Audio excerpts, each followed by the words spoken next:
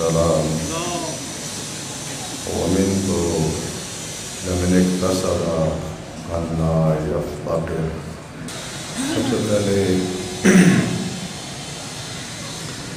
اپنی طرف سے اور تمام مومنین و مومنات کی طرف سے بارگاہ رسالت و امامت میں حضرت باقر صلوات اللہ علیہ اور حضرت ہادی صلوات اللہ علیہ کی ولادت و باسعادت کی مناسبت سے حدیع تقریب پیش کرتا ہوں، اس امید کے ساتھ اور اس دعا کے ساتھ کہ خداوند متعال اس پاک و پاکیزہ خاندان سے تمسک کرنے والوں میں سے ہمیں شمار فرمائے. حدیث مبارک جو امام صادق علیہ السلام سے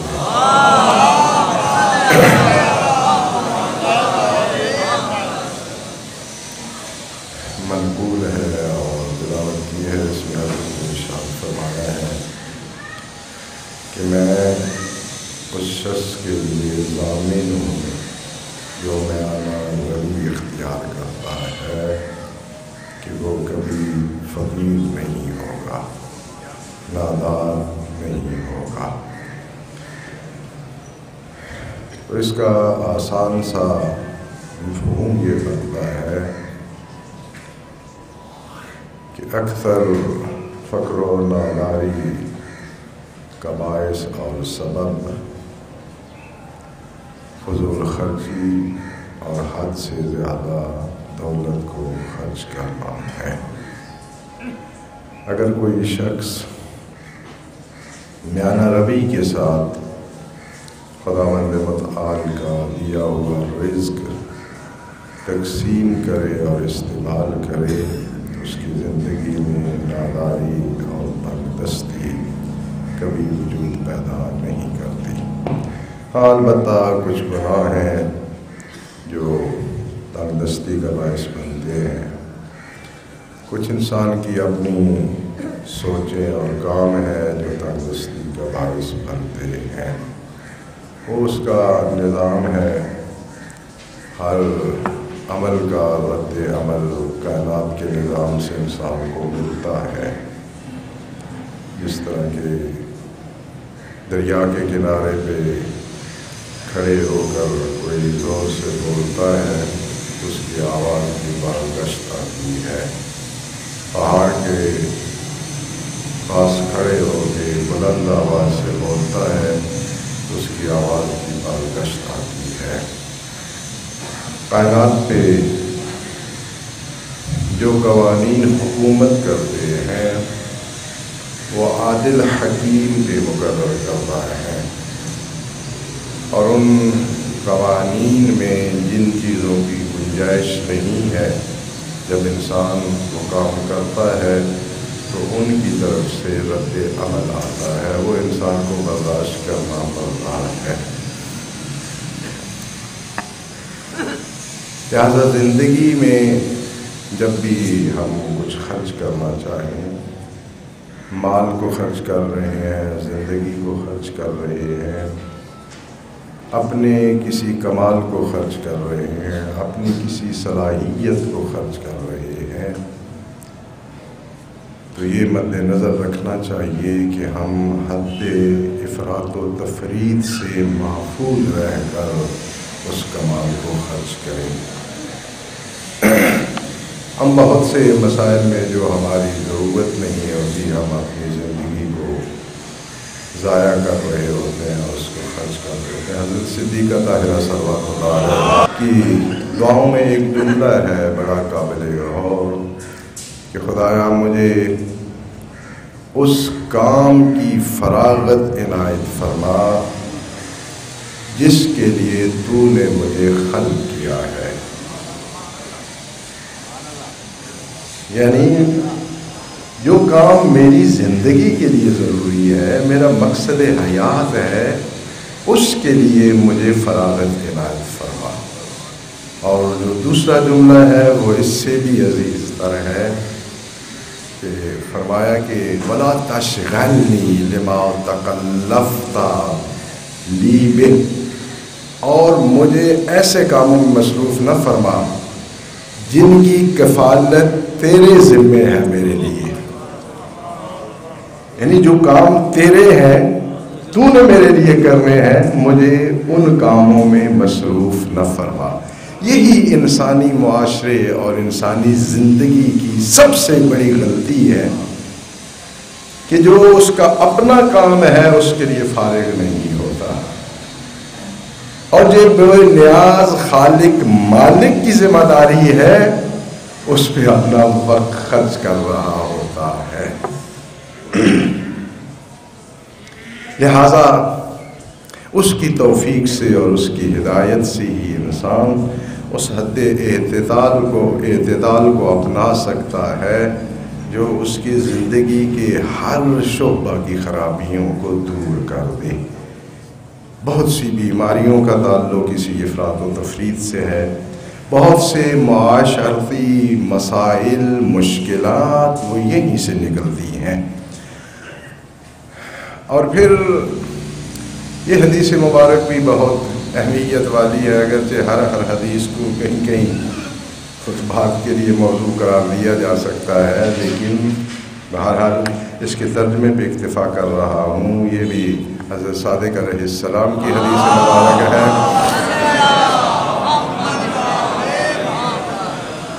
کہ آپ نے فرمایا اذا جاد اللہ تعالی علیکم فجودوا، جب اللہ آپ پہ بخشش کرے، آپ کے لیے جود و سخا سے کام لے، تو پھر آپ بھی سخاوت کریں۔ یہ میں ہمیشہ اپنے طلباء کو اور علماء کرام کو جو پیش نوازی کے لیے جاتے ہیں یا معاشرے میں اپنا کام کرنے کے لیے جاتے ہیں، مدرسے سے فارغ ہوتے ہیں، تو ہمیشہ ایک تاکید کرتا ہوں، آپ کے لیے بھی یہی تاکید ہے کہ اللہ اگر کچھ دے تو سارا خود نہ کھا جانا، تقسیم کر کے کھانا، اور یہی اس کی عطاؤں کا باعث بنتا ہے۔ مولا نے اپنے غلام سے پوچھا، شاید قات سالی کا وقت تھا، کہ آج تو نے کچھ راہ خدا میں خرچ کیا ہے ہماری مد سے؟ اس نے کہا مولا میں نے کچھ خرچ نہیں کیا ابھی تک۔ آپ نے فرمایا خرچ کر تاکہ اس کی جگہ پہ اللہ بھیجے۔ لہذا اللہ اگر آپ کے لیے گشادگی پیدا کر رہا ہے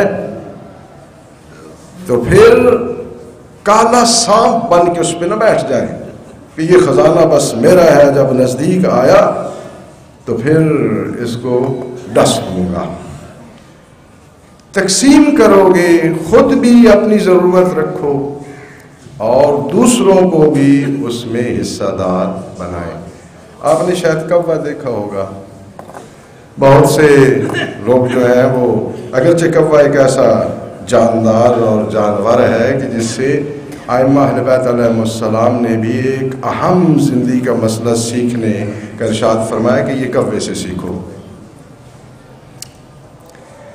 اس کی یہ عادت ہے کہ یہ اکیلے نہیں کھاتا، اسے جب بھی غذا اور خوراک دستیاب ہو تو پہلے کائیں کائیں کائیں اتنا شور مچائے گا، بہت سے کوے اکٹھے ہو جائیں گے، پھر وہ اسے اٹھائے گا۔ یعنی اس کی جو طینت ہے، فطرت ہے، اس میں ہی وہ دوسروں کا خیال رکھنا رکھا گیا ہے۔ خیر کہ اللہ جب تمہیں بخشش کرے، تمہیں عطا کرے، تو تم لوگوں بھی عطا کریں، لوگوں کو عطا کریں۔ وَإِذَا أَمْسَكَ عَنْكُمْ فَأَمْسِكُوا، اور جب تم سے روک لے تو تم بھی ہاتھ روک لو۔ یہ جو پنجابی ناک کا مسئلہ پھر ہمارے لیے کھڑا ہو جاتا ہے کہ پچھلے سال 2.5 لاکھ کی مجلس کروائی تھی، 50 دیگیں تھیں، آج اگر اس دفعہ نہیں ہوگا تو لوگ کیا کہیں گے کہ پیسے ختم ہو گئے۔ بھائی ایسا خرچ کرنے کا فائدہ کیا؟ آپ کے پاس جو کچھ ہے اس حیثیت کے مطابق آپ خرچ کریں۔ لوگ کیا کہتے ہیں اس سے کیا فرق پڑے گا؟ یہ بہت سے لوگ جو ہے وہ اس لیے بہت سی اپنی فضول خرچیوں کو دینی تقدس دے کے اپنے زندگی کے لیے مشکلات کھڑی کر رہے ہوتے ہیں۔ دین میں ایسی کوئی پابندی نہیں ہے کہ آپ وہاں سے بھی لوٹیں یہاں سے بھی لوٹیں، اس کا حق ماریں اور جو ہے یہ ضرور کریں۔ ایک سال آپ کو اگر ایک مقرر پڑھانے کی توفیق ہے وہی پڑھا لیں، ہاں لیکن مسئلہ بنتا ہے کہ اشتہار چھوٹا ہو جاتا ہے۔ وہ اشتہار جب چھوٹا ہوتا ہے تو پھر دوست لوگ یار لوگ کہتے ہیں اوہو اس سال اس بیچارے کے پاس پیسے ہی نہیں تھے۔ یہ عبادت کا رنگ نہیں ہے۔ جس کے لیے کر رہے ہیں وہ آپ کے کام کو اہمیت دے، تھوڑا کام ہو یا زیادہ ہو، اس کی اہمیت ہے، اس کی قیمت ہے۔ لوگ اہمیت دیتے رہے اور قیامت والے دن زیرو نکلے وہ عمل، تو اس کا فائدہ کیا؟ وَلَا تُجَاوِدُ اللَّهَ وَهُوَ أَجْوَدُ فَهُوَ أَجْوَدُ، اور اللہ سے زیادہ سخی بننے کی کوشش نہ کرو، اللہ سے سخاوت کا مقابلہ نہ کرو، کیونکہ وہ سب سے زیادہ سخی ہے۔ بات شروع کرتے کرتے ہی کافی وقت گزر جاتا ہے۔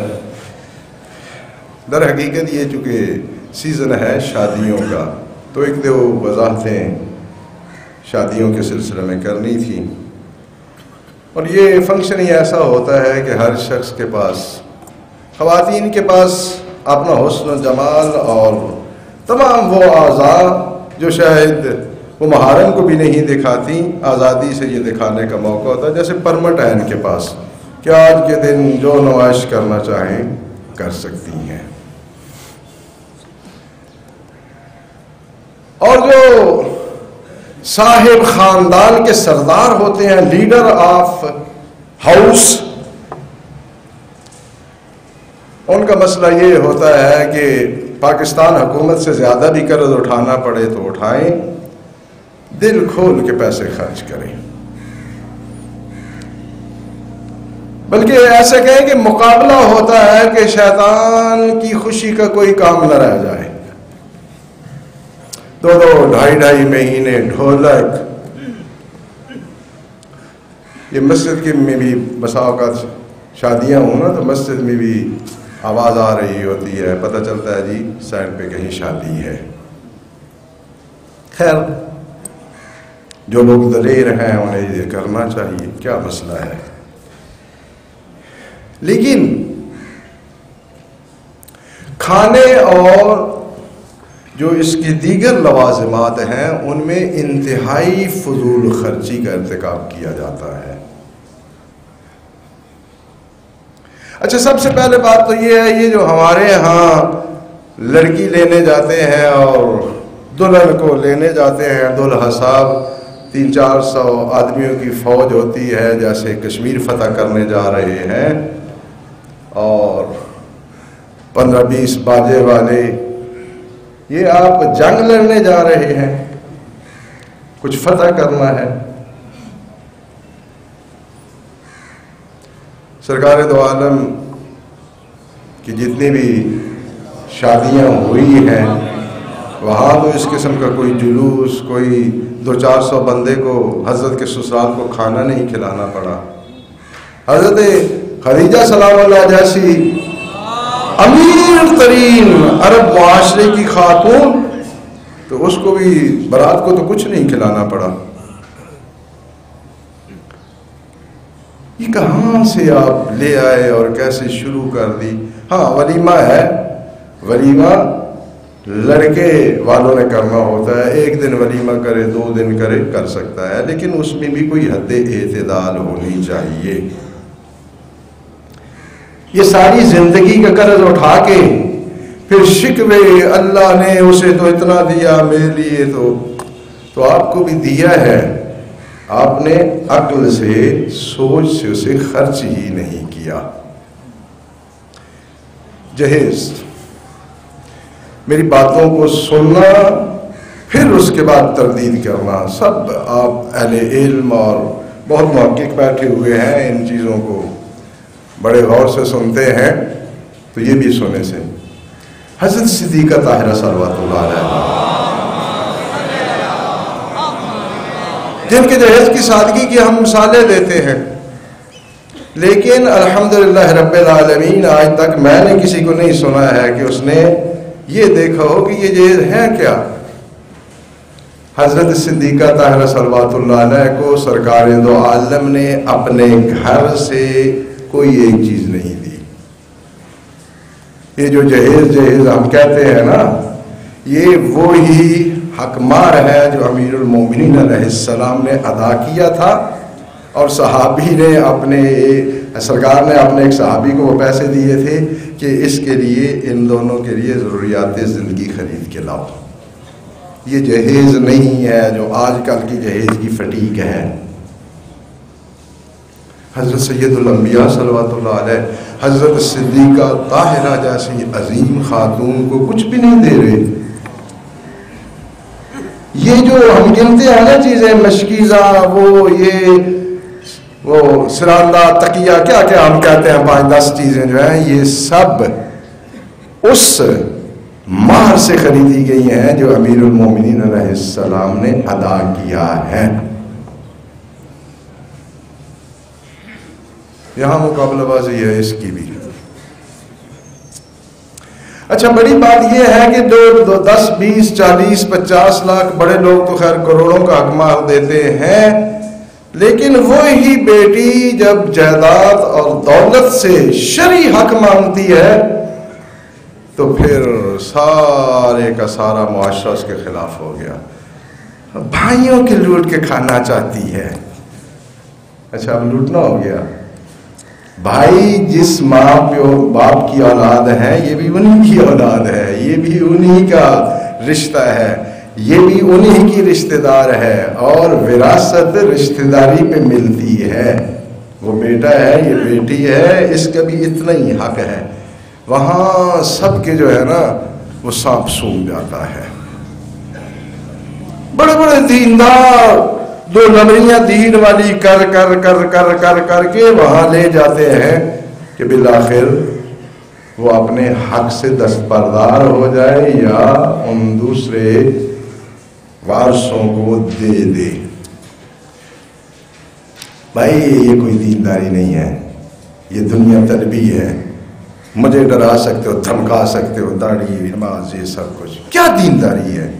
جس بندے کے لیے اپنے رشتہ دار کا حق دینا جو اس کا جائز قانونی حق ہے، اللہ کا مقرر کردہ حق ہے، جس شخص کو وہ حق دیتے ہوئے موت آتی ہے، وہ کسی غیر کا حق دے گا؟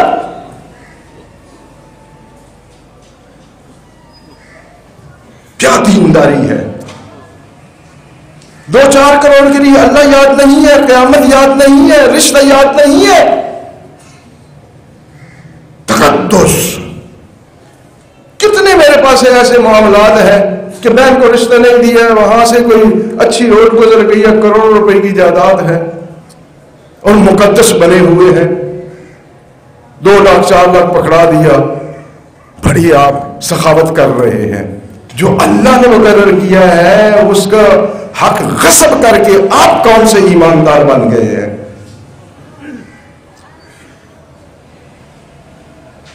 اور اگر آپ کے ساتھ ایسا کوئی کرتا، آپ کا بھائی بڑی طاقت میں ہوتا، آپ کو والدین کی وراثت سے حصہ نہ دیتا، پھر آپ کے خیالات کیسے ہوتے؟ یعنی آپ اسلام کو، خدا کے حکم کو نہیں مانتے، طاقت کو مانتے ہیں۔ اگر دوسرا وارث طاقت میں ہے تو اس کا حصہ بڑی عزت احترام سے پیش فرما رہے ہیں، اور اگر کمزور ہے تو پھر ہمارا معدہ بہت کام کرتا ہے، مربوں کے مربے ہم ہڑپ کر جائیں، معدے کو کوئی تکلیف نہیں ہوتی۔ خدا را مذہب اور اسلام کو مانے، طاقت کی پرستش نہ کریں۔ طاقت کی پرستش کا نام آپ نے مذہب رکھا ہوا ہے، یہ ہے مذہب کی پرستش۔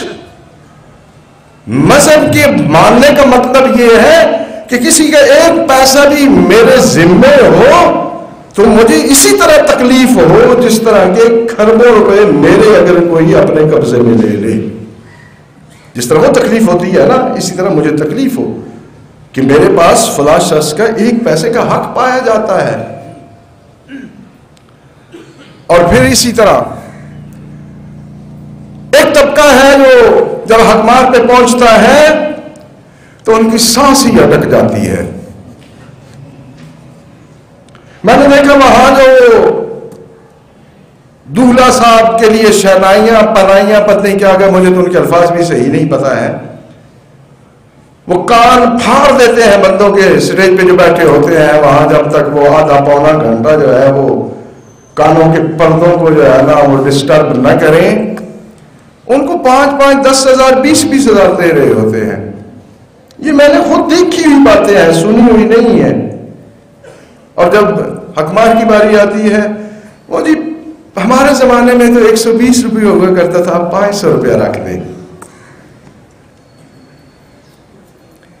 یعنی جو وہاں کنجر خانہ گھولنے آئے تھے انہیں 25-30 ہزار دے دیا ہے، کوئی تکلیف نہیں ہوئی۔ اور جس کے لیے شریعت نے اجازت دی ہے کہ اس کا سٹینڈر کا حکمار ہونا چاہیے، ہمارے دادا کا 100 روپے تھا، 120 روپے ہمارے تو خاندان میں رکھتے تھے۔ تو آپ کے خاندان میں 5 اسٹار ہوٹلوں میں شادیاں ہوتی تھیں، اب وہ کر رہے ہو، اس سے کوئی فرق نہیں پڑتا۔ کبانا پجامہ ہنانا کیا کیا نکلے ہوئے ہیں وہاں، 20 کھانے دے رہے ہیں۔ یہ بھی آپ کے دادا ابو کے زمانے میں ہوتا تھا، اس میں کوئی تکلیف نہیں ہے۔ حدیث ہے، امیر المومنین علیہ السلام نے فرمایا ہے، پہلے تو یہ ہے کہ حکمار کی کوئی لمٹ نہیں ہے، جو معاشرتی سٹینڈر ہے اس خاتون کا اس کے مطابق حکمار دینا چاہیے۔ اور یہ بھوکے ننگے اکثریت شوہروں کی، وہاں تو بڑے اکڑ سے 10 لاکھ لکھ دیں گی اور 24 گھنٹے نہیں رہنے دیتے، پھر معافی جی معاف کر دیں۔ بڑا دلیر آ گیا ہے۔ میں ہمیشہ اصرار کرتا ہوں جتنا ادا کر سکتے ہو حکمار اتنا لکھو، اور جو لکھا گیا وہ ادا کریں۔ ہم مجھوں پہ ہاتھ تو دے دے کے جو ہے وہ مرد بننے والوں دلیروں، جو اپنی زوجہ کا حق مار نہیں دے سکتا، اس قدر غریب ہے، اتنا ذہنی پست ہے کہ رات کو ہی اس کی منتیں کر رہا ہے، حق مار معاف کر دے، حق مار معاف کر دے۔ ماشاء اللہ، کس پاگل نے آپ کو کہا تھا کہ شادی کرو؟ 10-15 لاکھ کا کھانا کھلا دیا ہے، 2 مہینے سے لوگوں کے کانوں میں جو ہے وہ ڈھول ڈھمکے آپ جو ہے وہ اچھلا رہے ہیں اور حکمار نہیں دے سکتے۔ کس پاگل نے آپ کو کہا کہ آپ شادی کریں؟ جو حکمار مقرر کیا ہے وہ ادا کریں۔ اسی وقت اگر پولیس کا چھاپا پڑ جائے، 1.5-2 لاکھ دے کے اپنی جان چھڑا لیں گے۔ حکمار جس پہ دونوں فریقیں متفق ہو جائیں، شوہر اور بیوی۔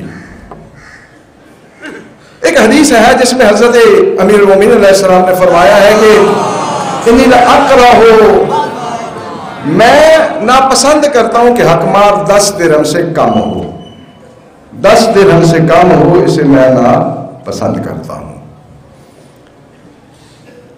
اور 500 درہم جو ہے یہ مہر السنہ کہلاتا ہے، مہر السنہ یعنی سنت کے مطابق حکمار 500 درہم۔ 500 درہم تقریباً 192 تولے چاندی بنتی ہے، 192 یا 93 کے تولے چاندی، جو اس کا مارکیٹ ریٹ اب ہے۔ اگر اب وہ کوئی مہر سنت رکھنا چاہے تو وہ اب کا مارکیٹ ریٹ پتہ کرے، 192 سے ضرب دے تولے سے، یہ نکل آئے گا مہر السنہ۔ اور یہ خود سرکار دو عالم کا تعیین کرتا ہے، اسے مہر سننا کہتے ہیں. لیکن یہ دینا ضروری نہیں ہے. دینا اتنا ہے جتنے پہ دونوں کا اتفاق ہو جائے. اگر یہ رکھ لیا جائے تو بہت بہتر بات ہے. لیکن خواتین سے بھی تاکید کی ہے شریعت نے کہ وہ خواتین بہت اچھی ہوتی ہیں جن کا مال تھوڑا ہو, کروڑوں میں نہ ہو, اتنا ہو جو شوہر ادا کر سکے. شوہروں سے, جوانوں سے بھی یہ گزارش ہے کہ وہ بھی برائے مہربانی معافی کی طرف گام نہ ہوں. زندگی میں اتنے اور کام کرتے ہو, یہ عورت کی جائز کمائی ہے, حلال کمائی ہے, یہ اس کو ضرور دیں. یہ معافی کے لیے پاؤں پڑنے کی کوشش نہ کریں. جب اتنا اور کاموں کے لیے خرچ کر لیا ہے 40,000 50,000 لاکھ, یہ کون سی ایسی معاملے والا مسئلہ ہے کہ اس کے لیے پہلے دن سے ہی, بہت سی جگہ پہ جب زیادہ لکھا ہوتا ہے تو وہ آنے والی خاتون کو پریشر شروع ہو جاتا ہے دوسرے چوتھے دن سے ہی. جب تک وہ حکمار معاف نہیں کرتی اس وقت تک لوگوں کی سانس جو ہے نا وہ پھولی رہتی ہے. تو کس بیوقوف نے کہا تھا اتنی لکھو؟ جتنا دے سکتے ہو حکمار اتنا لکھو اور پھر دے, اپنے پہ لازم قرار دیں کہ ہم نے دینا ہے. اس لیے کہ جس خدا نے وہ خاتون اس شخص کے لیے حلال قرار دی ہے, اسی خدا نے اس حلیت کے لیے حکمار مقرر کیا ہے. اور اگر حلیت والا کام مان رہے ہو تو پھر حکمار والا کام بھی اس کا مان لو. برگاہ رب العزت میں مصرانہ دعا ہے.